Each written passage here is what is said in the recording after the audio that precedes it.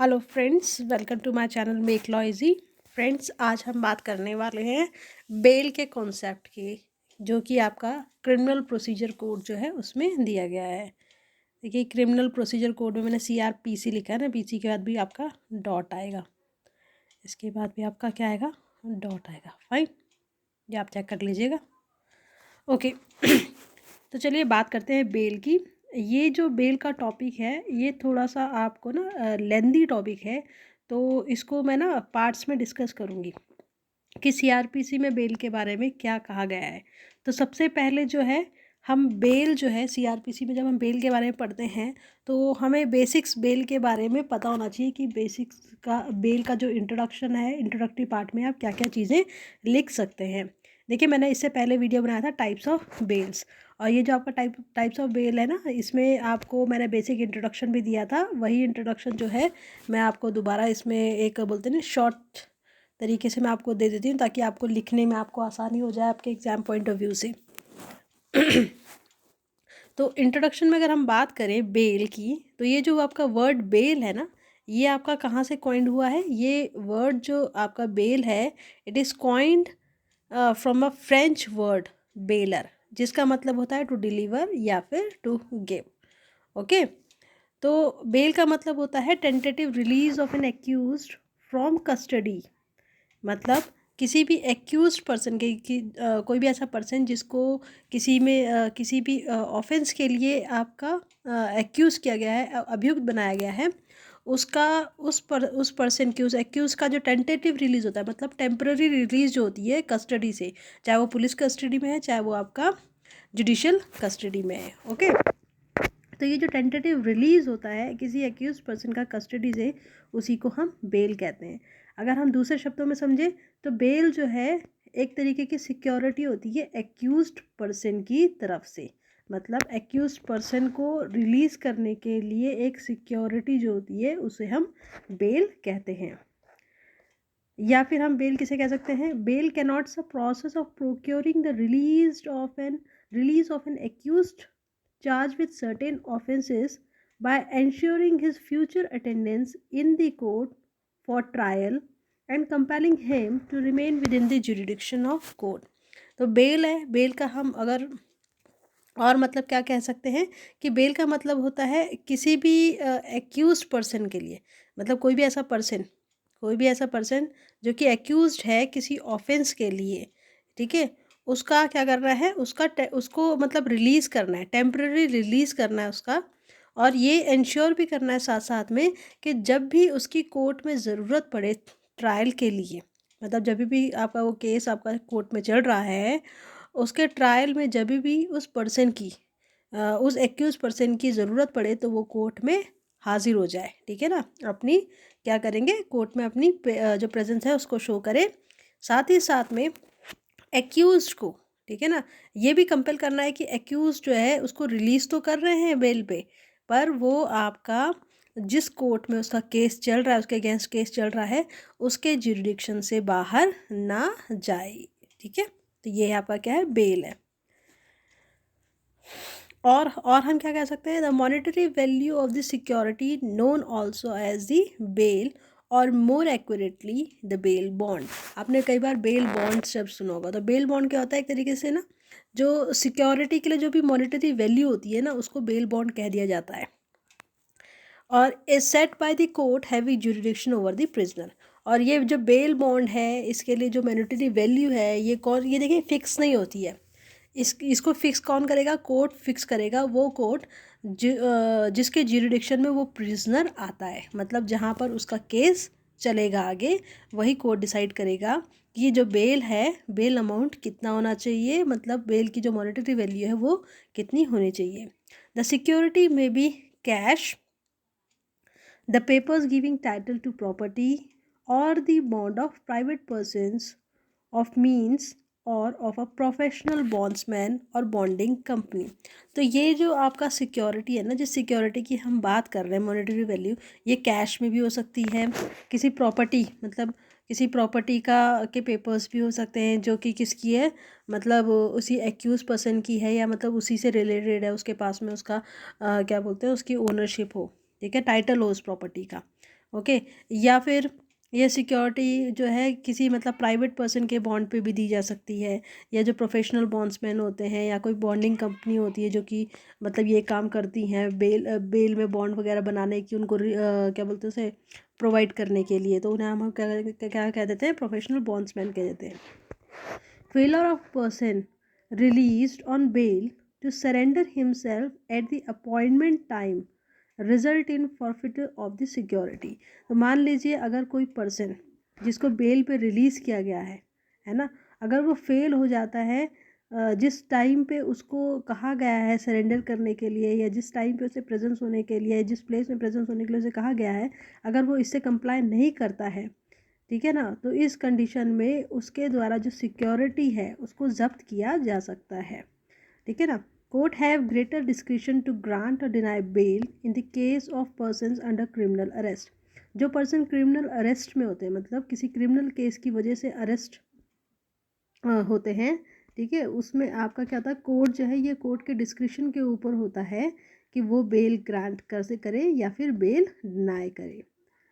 Definition of bell, तो अगर हम डेफिनेशन बात करेंगे बेल की, तो ब्लैक्स लॉ ऑफ डिक्शनरी जो है उसके हिसाब से बेल क्या होता है, बेल वो सिक्योरिटी होती है, the security required by a court for the release of prisoner who must appear at a future time.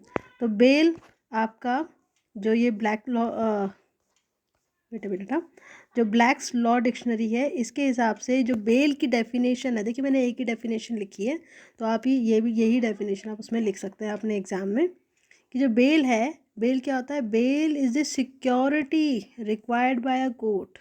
Bell वो सिक्योरिटी होती है जिसको जो मतलब जिस जिस क्या बोलते हैं, जो कि रिक्वायर्ड बाय होती है कोर्ट के ज़रिए for the release of a prisoner, किसी प्रिजनर के रिलीज़ के लिए, ठीक है, and who must appear at a future time, और जिसको जब ज़रूरत पड़ेगी तो उसे फ्यूचर में जब भी उसकी ज़रूरत पड़ेगी उसे कोर्ट में पेश होना पड़ेगा। ओके, तो ये आपका क्या है, ब्लैक्स लॉ डिक्शनरी जो है उसके हिसाब से डेफिनेशन है बेल की।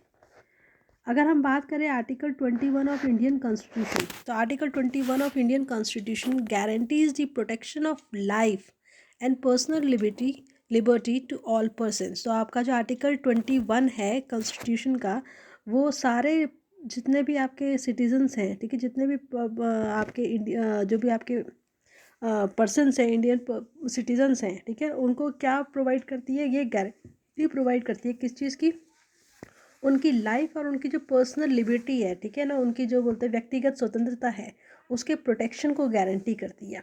यह आपके फंडामेंटल राइट्स में आता है। It guarantees the fundamental right to live with human dignity and personal liberty.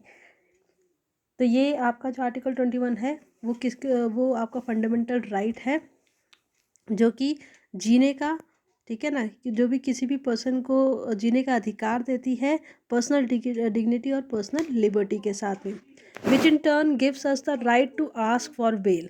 जो आपका ये आर्टिकल 21 है यही आपका क्या करता है, राइट प्रोवाइड करता है किसके लिए, कि कोई पर्सन बेल के लिए मतलब कह सकता है, बेल के लिए, बेल उसका राइट है, तो बेल के लिए वो पर्सन कह सकता है when arrested by any law enforcement authority, जब उसे अरेस्ट किया जाता है किसी भी एनफोर्समेंट अथॉरिटी के ज़रिए। मतलब इसको हम कैसे समझ सकते हैं, मान लीजिए कोई पर्सन है ए, ठीक है ना, ये आपका अरेस्ट हो गया किसी ऑफेंस के लिए, ये अरेस्ट हो गया। अभी मैं ये नहीं कह रही हूँ कि बेलेबल ऑफेंस है कि आपका नॉन बेलेबल ऑफेंस है, ठीक है। बेलेबल ऑफेंस क्या होते हैं, नॉन बेलेबल क्या होते हैं, इसको मैं आपको बता देती हूँ अभी इसी वीडियो में, मैं आपको शॉर्ट में बता दूँगी। तो कोई भी पर्सन जो है, मान लीजिए ए पर्सन है, वो आपका अरेस्ट हो जाता है किसी पर्सन के ज़रिए, ठीक है ना, किसी ऑफेंस के लिए, किस चीज़ के लिए, इसने कोई क्राइम किया है। अब वो बेलेबल है कि नॉन बेलेबल है उसको हम डिस्कस करेंगे। तो यहाँ पर ये पर्सन जो अरेस्ट हुआ है अभी क्या है, अभी ये कस्टडी में ही है, अभी पुलिस कस्टडी या जुडिशियल कस्टडी में है, ठीक है। तो अगर मान लीजिए कि ये आपका जब इसका ट्रायल अभी शुरू हुआ है या ट्रायल अभी शुरू नहीं हुआ है पर ये कस्टडी में है, तो ये इसका राइट बनता है कि अगर वो समाज के लिए कोई खतरा नहीं है, ठीक है, समाज के लिए कोई खतरा नहीं है, तो ये आपका कस्टडी में ना रहे। मतलब ज़रूरी नहीं कि ट्रायल के दौरान इसको कस्टडी में रखा जाए। तो ये एक तरीके से बेल इसका राइट होता है। ये हमारा आर्टिकल 21 जो है हमारे इंडियन कॉन्स्टिट्यूशन का, वो बेल का हमें राइट देता है कि हम बेल के लिए कह सकते हैं, कोई भी पर्सन जो कि आपका एक्यूज है, जिसको अरेस्ट किया गया है, वो बेल के लिए एज अ राइट आपका वो मतलब क्लेम कर सकता है बेल के लिए। ये ध्यान रखिएगा कि जो आपका बेल है ना, बेल आपका बेलेबल ऑफेंस पे, बेलेबल ऑफेंस जो है उनमें जो बेल होती है वह एज अ राइट होता है। पर अगर नॉन बेलेबल ऑफेंस है तो वो आपका कोर्ट के डिस्क्रिशन के ऊपर होता है। The main objective of granting bail to an accused in jail is to ensure that while the trial continues, if the accused is not a threat to the society or going to tamper with the evidence and coerce with the witness, he should not be deprived of his freedom. तो इसका main objective क्या है? Bell grant करने का main objective ये है कि अगर कोई एक्यूज्ड जो कि जेल में है ना, एक्यूज जेल में है, वो अगर सोसाइटी के लिए कोई थ्रेट नहीं है, सोसाइटी के लिए कोई थ्रेट नहीं है, कोई ख़तरा नहीं है, और ना ही ये मतलब ये मान सकते हैं कि वो जो एविडेंसेस है ना उनके साथ में कोई भी छेड़छाड़ नहीं करेगा, छेड़छाड़ नहीं करेगा, या विटनेस के साथ में कोई छेड़छाड़ या बोलते नहीं विटनेस को फोर्स उन पर अप्लाई नहीं करेगा अपने बयान को बदलने के लिए। तो ये कह सकते हैं कि जब तक उसका ट्रायल चले तो ये ज़रूरी नहीं है कि उसको उसकी जो स्वतंत्रता है उससे डिप्राइव कर दिया जाए, मतलब स्वतंत्रता से हीन नहीं किया जा सकता, विहीन नहीं किया जा सकता है। ठीक है, तो ये सारी कंडीशन है, ये आपका ऑब्जेक्टिव होता है बेल के लिए। अब हम बात करेंगे बेल एज पर सीआरपीसी। ये तो मैंने आपको जनरल इंट्रोडक्शन बताया बेल का। अब हम बात करेंगे bail as per CrPC. CrPC के हिसाब से आपका बेल क्या है? जो आपकी टर्म बेल है वो सीआरपीसी में, जो क्रिमिनल प्रोसीजर कोड 1973 है, उसमें कहीं भी डिफाइन नहीं किया गया है। सिर्फ बेलेबल ऑफेंस और नॉन बेलेबल ऑफेंस जो है ना, ये जो टर्म्स हैं ये डिफाइन की गई है आपका सेक्शन 2A। जो आपका सेक्शन 2A है क्रिमिनल प्रोसीजर कोड का ना, ये थोड़ा सा यहाँ पर गलत लिख दिया गया है, क्रिमिनल प्रोसीजर कोड को शॉर्ट में इस तरीके से लिखते हैं, ठीक है ना। तो जो आपका बेल है, बेल टर्म कहीं भी डिफाइन नहीं किया गया क्रिमिनल प्रोसीजर कोड में। सिर्फ आपका जो बेलेबल ऑफेंस और नॉन बेलेबल ऑफेंस है ना, इनको डिफाइन किया गया है सीआरपीसी के सेक्शन 2A में, सेक्शन 2A में। The provision relating to bail and bail bonds are mentioned under section 436 to 450 of the criminal procedure code. तो criminal procedure code जो है ना, इसके आपके सेक्शन 436 से 450 तक आपको बेल और बेल बॉन्ड से रिलेटेड जो आपके प्रोविजंस हैं ना वो मिलेंगे। और इसी में अगर हम बात करें इन्हीं सेक्शन के अंडर, अगर जो स्पेसिफिकली बेल के बारे में कौन कौन से सेक्शंस बात करते हैं, 436 से सेक्शन 439, सेक्शन 436 से 439 जो है ये आपके बेसिकली आपके बेल से मतलब बेल जो टर्म है इसी से रिलेटेड है।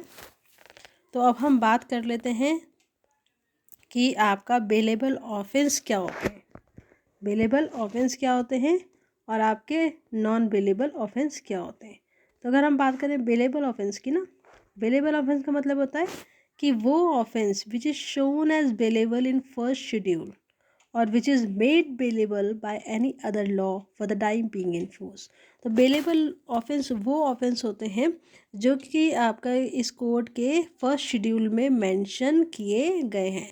मतलब कोई भी ऑफेंस जो कि फर्स्ट शेड्यूल ऑफ सीआरपीसी में आपके मेंशन किए गए हैं वो आपके बेलेबल होंगे, और बाकी अदर कौन से होंगे वो आपके नॉन बेलेबल हो जाएंगे। तो जो बेलेबल ऑफेंस है, हाँ, और एक और बात कि बेलेबल ऑफेंस सिर्फ ये नहीं है कि जो आपके सीआरपीसी के फर्स्ट शेड्यूल में है, अगर किसी और लॉ में भी, अगर किसी और लॉ में भी किसी ऑफेंस को बेलेबल बनाया गया है, ठीक है ना, और ये लॉ आपका फोर्स में है, तो भी आपका वो ऑफेंस बेलेबल ऑफेंस माना जाएगा। तो बेलेबल ऑफेंस जो है इसमें बेल जो होती है वो मैटर ऑफ राइट होता है। जैसे मैंने आपको बताया था, अभी पहले बता चुकी हूँ कि जो बेलेबल ऑफेंस होते हैं इसमें आपका बेल जो है वो आपका as a matter of right होता है। ओके। जब पुलिस ऑफिसर्स होते हैं या और any other authority has no right to reject the bail if the accused is ready to furnish bail. अगर मान लीजिए एक्यूज पर्सन जो है वो बेल फर्निश करने के लिए रेडी है, तो कोई भी पुलिस ऑफिसर या कोई भी और अथॉरिटी जो है वो बेल को रिजेक्ट नहीं कर सकते, बेल को रिजेक्ट नहीं कर सकते, वो बेल को रिजेक्ट नहीं कर सकते। फाइन। तो ये तो हो गई आपकी बेलेबल ऑफेंस की केस में, जहाँ पर बेल जो है वो आपका मैटर ऑफ राइट होता है। अब हम बात करेंगे non bailable offence. Non bailable offence का मतलब है मीन्स एनी अदर ऑफेंस। मतलब फर्स्ट शेड्यूल में जो मेंशन किए गए हैं सीआरपीसी के वो तो आपके बेलेबल हो जाएंगे, उसके अलावा कोई भी ऑफेंस जो है वो आपका नॉन बेलेबल ऑफेंस में माना जाएगा। नॉन बेलेबल है तो इसका मतलब ये थोड़ा सा सीरियस नेचर के होते हैं। In non bailable offence the accuse person can't claim bail as a matter of right. तो 1 मिनट।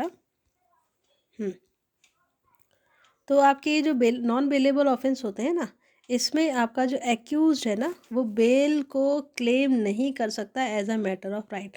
मतलब इसमें बेल लेना उसका अधिकार नहीं है। सिर्फ आपका जो बेलेबल ऑफेंस होता है ना उसमें बेल जो है वो आपका एज अ राइट, बेल जो है क्लेम करना एज अ राइट होता है आपका एक्यूज़ का। जबकि जो नॉन बेलेबल ऑफेंस होते हैं उसमें आपका बेल क्लेम करना उसका राइट नहीं है। Rather it is upon the discretion of court to grant or not to grant। बल्कि इसकी जगह ये कोर्ट के डिस्क्रिशन पे डिपेंड करता है कि वो बेल को ग्रांट करे या नहीं ग्रांट करे। Okay. The amount of security that is to be paid by the accused to secure his release has not been mentioned in the CRPC. Thus, it is the discretion of court to put a monetary cap on the bond।